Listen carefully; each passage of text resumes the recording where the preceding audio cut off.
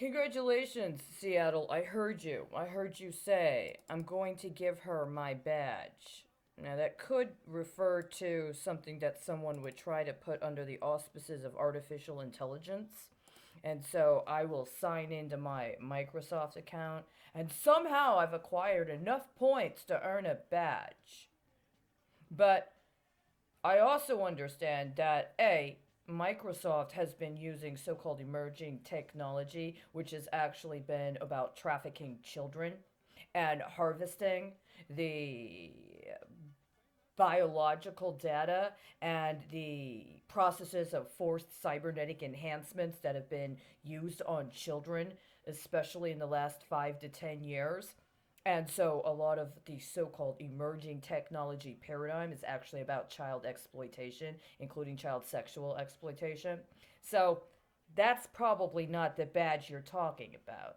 And considering how what I was doing today was responding to pension fraud involving the police pension system, and the understanding of getting a police badge or a law enforcement badge probably means, again, somebody spying on me and creating some derivative action associated with trying to penalize me for not filling my quota.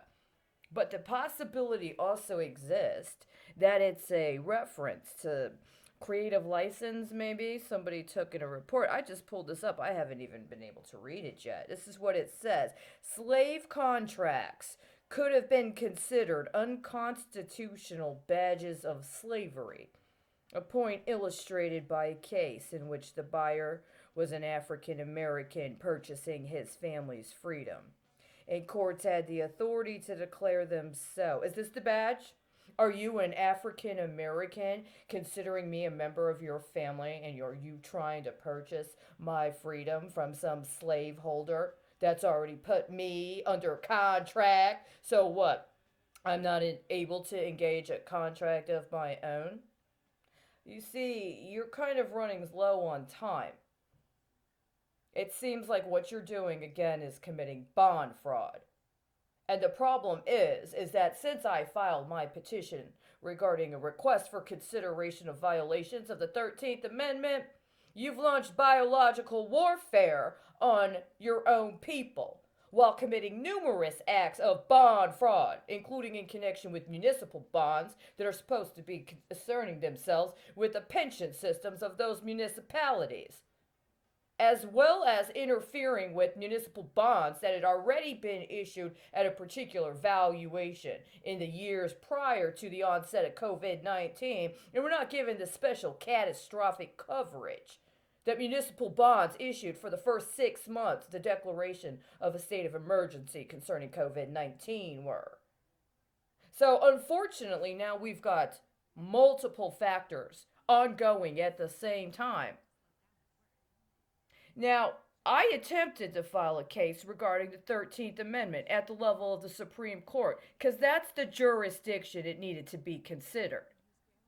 But you keep using my legal filings and pretty much everything else I can do as illegal underwriting connected to your bond flip scheme.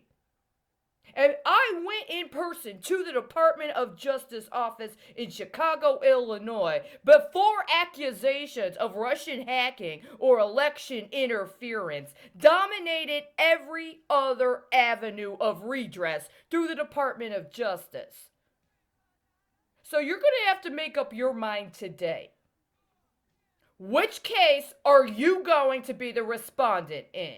Because I think it would be unfair to subject you to both charges at the same time. You let me know what jurisdiction you accept being prosecuted in. Because apparently you're waving it off onto other people to defend you in your stead is not working.